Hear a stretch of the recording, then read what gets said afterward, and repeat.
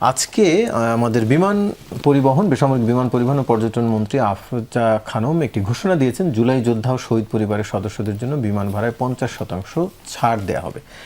আপনার কাছে আমার প্রশ্নটা অন্য জায়গায়, সেটি হচ্ছে জুলাই যোদ্ধাদের প্রয়োজনীয় যেসব সহায়তা সেই সবগুলো কি দেয়া শেষ, যে এখন তাদেরকে বিমানে ঘুরতে নিয়ে যাবো এরকম, নাকি এটি এক ধরনের নতুন আলোচনা তৈরি করা? জি, আমি এই উত্তরটাতে আসতেছি। এর আগে আরও দুইটা প্রশ্ন একটু আমি অ্যাড্রেস করি। সেটা হচ্ছে যে আমি আগের বারের ইয়েতে ভুলে গেছিলাম। আজকে 11ই আগস্ট হচ্ছে আমাদের একজন দক্ষিণ এশীয় কমরেড উমার খালিদ, তার আজকে জন্মদিন। তিনি তার 6ষ্ঠ জন্মদিন ফ্যাসিস্ট হিন্দুত্ববাদের কারাগারে পালন করছেন। তো উনি আমাদের ধরেন, আমরা যে একটা গণতান্ত্রিক এবং সমমর্যাদা ভিত্তিক যে দক্ষিণ এশিয়া চাই, সেই যে লড়াই আমাদের একেবারে, এই লড়াইয়ের মানে শুধু আমরা ঢাকায় বসে কিংবা বাংলাদেশে বসে করছি তা না, এই লড়াইটা মানে বিস্তৃত অনেক বেশি। উনি আমাদের একজন সহযোদ্ধা, আমি এটা মনে করি। তো আমি আজকের দিনে তাকে স্মরণ করতেছি। এবং যারা চেনেন না তাদের জন্য বলতেছি, 2020-এ যখন NRC/CAA বিরোধী যে আন্দোলন, নাগরিকত্ব আইনের বিরুদ্ধে যে আন্দোলন হচ্ছিল, উমার খালিদ একজন JNU-র একজন ছাত্রনেতা ছিলেন, স্টুডেন্ট লিডার ছিলেন। এবং ওই আন্দোলনে উনি খুব সরব ভূমিকা, শাহিনবাগ আন্দোলন আমাদের মনে থাকার কথা, শাহিনবাগ আন্দোলনে উনি খুব সরব ভূমিকা কিংবা খুব গুরুত্বপূর্ণ রোল পালন করেছিলেন। যেই কারণে একটা ওই যে সন্ত্রাস বিরোধী আইন টাইপের একটা আইন দিয়ে দীর্ঘ সময়ের জন্য ওনাকে কারাগারে রাখা হয়েছে। তো আমরা আশা করি একসময় ওনাকে আমরা মুক্ত পাবো এবং আমাদের যে লড়াই, এই লড়াইকে আমরা এগিয়ে নিয়ে যাবো। আজকের দিনে আমি ওনাকে স্মরণ করলাম। এবং আপনি যে প্রশ্ন করলেন, এটা তো ঠিক যে আসলে জুলাই যোদ্ধা এবং শহীদ পরিবারের পুনর্বাসনের জন্য যা যা করা দরকার ছিল সব কাজ আমরা এখন শেষ করতে পারিনি। আমাদের এখনও আরও অনেকগুলো কাজ করা দরকার। এর মধ্য দিয়েও ধরেন মন্ত্রণালয় যে সিদ্ধান্ত নিয়েছে, এটা তো আসলে ঘুরতে যাওয়ার জন্য না, ঘুরতে যাওয়ার তো ব্যাপার নেই। ব্যাপারটা হচ্ছে যে অনেকেই আমাদের বিভিন্ন কাজে, চিকিৎসার জন্য কিংবা ধরেন কাজের সূত্রে, পড়াশোনার জন্য অনেকের তো দেশে বিদেশে যেতে হয়। তো সেই জায়গা থেকে এটা সাধুবাদ জানানোর মতো ব্যাপার। কিন্তু এটার ভেতরে একটু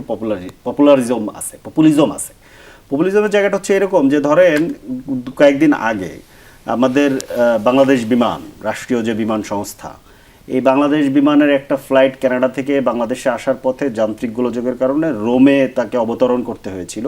সেখানে একটা বড় সংখ্যক যাত্রী, যাদের ইন্টারন্যাশনাল পাসপোর্ট কিংবা বিদেশি পাসপোর্ট ছিল না, যাদের বাংলাদেশি পাসপোর্ট, তাদেরকে ইমিগ্রেশন পার হতে দেওয়া হয়নি এবং 40 ঘন্টার মতো তারা ওইখানে আটকা ছিলেন। মানবেতর পরিস্থিতির মধ্যে তারা কাটিয়েছেন। সেখানে আমাদের এই বিমান সংস্থার কর্মকর্তারা তেমন কোনো পদক্ষেপ নিতে পারেননি। এবং ওইখানে যে আমাদের একটা এম্বাসি আছে, যে এম্বাসিটা এই জনগণের ট্যাক্সের পয়সা যারা ওইখানে বসে বসে মজমাস্তি করে, তারাও কোনো ভালো ব্যবস্থাপনা তাদের জন্য করেনি। তো এই ধরনের পপুলিস্ট কাজের তুলনায় এই বিষয়গুলোতে যদি মনোযোগ দিত মন্ত্রণালয়, তাহলে বাংলাদেশের মানুষ আরও বেশি করে আপনার ধরেন এই সেবাগুলো পেত।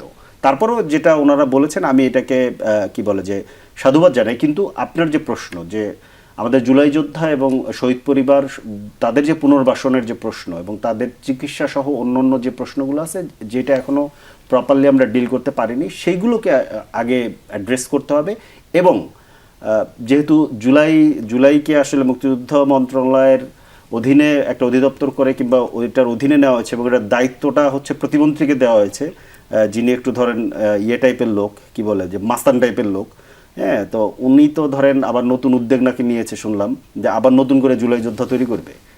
বিএনপির নেতাকর্মীদেরকে পুনর্বাসন করানো, মুক্তিযোদ্ধা ধরেন সংখ্যা বাড়ানোর যে ধরেন পুরনো যে খেলা, ওইটার মধ্যে সম্ভবত ওনারা ঢুকবে।